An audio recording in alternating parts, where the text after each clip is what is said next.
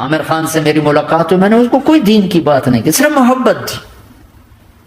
اب تک اس کے میسج آتے کہ میں زندگی میں کسی سے متاثر نہیں ہوا, تم پہلے آدمی ہو جس سے میں متاثر ہوں, میں نے کوئی جادو کیا, صرف محبت. لوگوں کو محبت دو, قریب ہوں. میں جب گیا بڑی مشکل سے, اللہ نے ملاقات کا کوئی راستہ نہیں تھا, وہ مجھے نہیں جانتا تھا, میں اسے نہیں جانتا تھا, تو کوئی موقع نہیں مل رہا تھا ملاقات کا. تو اللہ نے شاہد آفریدی کو بھیج دیا. شاہد آفریدی اس کی دوستی تھی, ہمارا جو کرکٹر ہے. میں نے اس سے فون پر کہا یار میری ملاقات تو کرا. اس نے ملاقات کروائی تو اس نے مجھے کہا آدھا گھنٹہ ہے, آدھا گھنٹہ. جب میں پہنچا میکسیمم پونا گھنٹہ, ٹھیک. میں گیا تو وہ سہما ہوا چہرہ کہ بھائی مولانا آ گیا, پتہ نہیں کیا کہیں گے, بھائی یہ تو کیا کر رہا ہے, تو حرام کر رہا ہے, ناچ رہا ہے, گا رہا ہے, توبہ کر, ابھی تیرے لیے دوزخ کا فیصلہ ہو جائے. تو نہیں کہا, وہ ڈرا ہوا سہما ہوا تھا. تو میرا ایک دور کالج لائف تھا, میرے اللہ نے مجھے ہدایت دی, اور میں 3 دن کے لیے میں اس دوست کو, اس کی نسلوں کو دعائیں دیتا ہوں جو مجھے زبردستی پکڑ کے لے گیا. نہ میرا تبلیغ سے کوئی تعلق, نہ واسطہ, نہ میں کوئی ان سے متاثر. ایک لڑکا تھا بنگالی تھا, گشت کرتا تھا, لیکن میں اس سے ذرا متاثر نہیں ہوا. میرا دوست متاثر ہو گیا تھا, تو میں تو ان کے قریب سے نہیں گزرتا تھا. تو وہ اور میں اسکول میں اکٹھے آ رہے تھے, کالج میں اکٹھے آ رہے تھے. تو وہ متاثر ہوا, وہ 3 دن کے لیے جا رہا تھا, تو مجھے بتائے بغیر میرا ہاتھ پکڑ کے لے گیا, مجھے کام ہے چلو میرے ساتھ.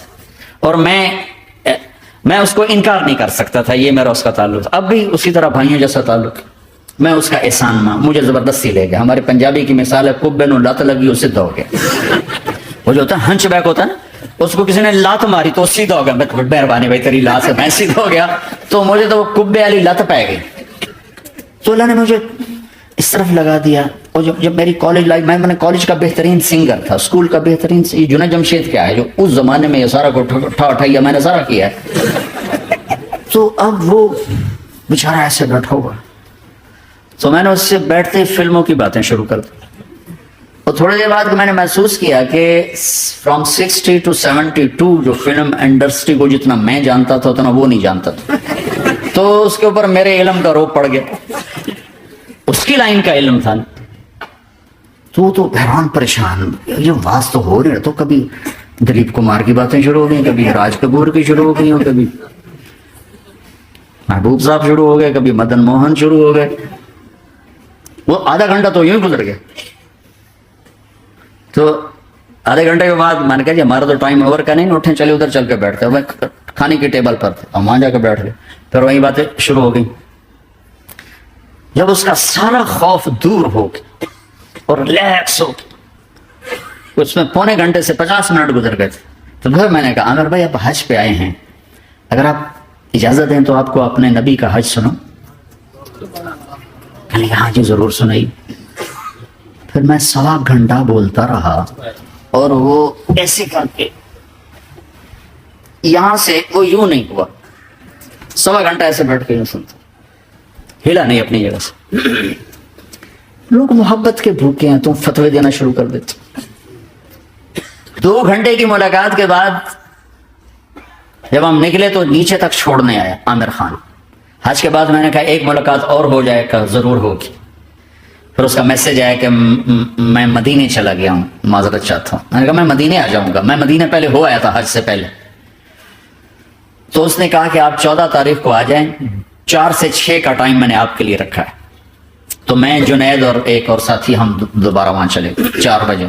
4:15 ہم اس کے ساتھ ہماری چٹنگ شروع ہوئی. 4:15 سے 10:15 تک 6 گھنٹے مسلسل, اور اس کے ماتھے پہ ذرا نشان نہیں آیا کہ میں بور ہو رہا ہوں. اور اس کے بعد ہم اٹھے, اس کا جی نہیں چاہ رہا تھا کہ ہم اٹھ کے چلے جائیں. محبت. پھر ایک امتحان پڑ گیا, میں اجتماع میں تھا رائمنڈ کے پچھلے سال, اس کا میسج آ گیا میری فلم تلاش آ رہی, اس کی کامیابی کی دعا کرو. چنگی بڑی, میں کہا اب کیا کروں, جواب دینا بھی ضروری, دعا بھی نہیں ہو سکتی, کیا کروں. تو جب وہ میسج آیا تو میرے سامنے کوئی 10-12 علماء بیٹھے تھے. میں نے کہا بھائی یہ میسج ہے, اس کا جواب کہا جی یہ ہمارا فیلڈ نہیں تمہارا ہے, تو ہی جواب دے. میں سارا دن سوچتا رہا, مجھے کوئی جواب سمجھ میں نہیں آیا کہ جان بھی بچ جائے, جواب بھی چلا جائے. تو اگلا دن بھی گزر گیا, مجھے کچھ سمجھ میں نہیں آیا. میں عصر کا وضو کر رہا تھا, ایک دم اللہ نے ایک مضمون دل میں ڈالا.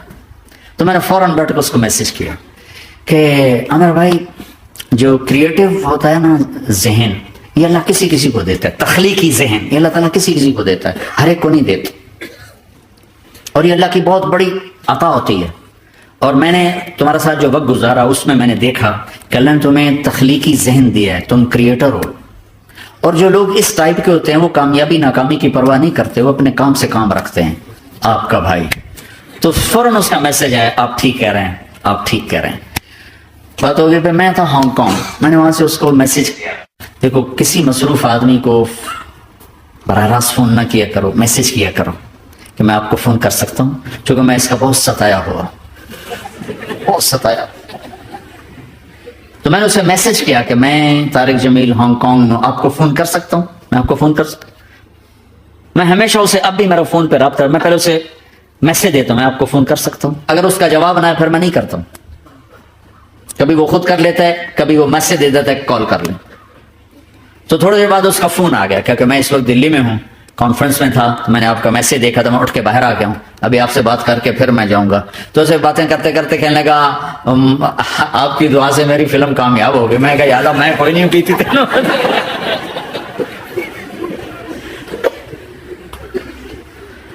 بھائیو محبتیں بانٹو, نفرتیں تو پہلے ہی بہت پھیل چکی. نشہ پلا کے گرانا تو سب کو آتا ہے, مزہ تو تب ہے کہ گرتے کو تھام لے سب. اے میرے مولا, تیرے فضل و کرم سے ہم جمع ہوئے, تیرے فضل و احسان سے یہ سب کچھ یا اللہ سنا گیا, سنایا گیا. اے اللہ ہمارے قول و فعل میں بہت تضاد ہے. اے بادشاہوں کے بادشاہ, اپنے فضل و کرم سے ہمارے اندر میں اپنی محبتیں اتار دے. جو ہم زبان سے کہہ رہے ہیں ہمارے سینے میں اتار دے, جو ہم زبان سے کہہ رہے ہیں ہمارے اعضاء و جوارح میں اس کو زندہ کر دے. اے میرے مولا اپنے محبوب کی جیتی جاگتی زندگی. ایم ٹی جے اسپیچز آپ کے لیے لا رہا ہے مولانا طارق جمیل صاحب کے لیٹسٹ بیانات. ہمارے چینل کو سبسکرائب کریں اور بیل کے آئیکن کو پریس کریں تاکہ نئے آنے والے بیانات آپ سن سکیں.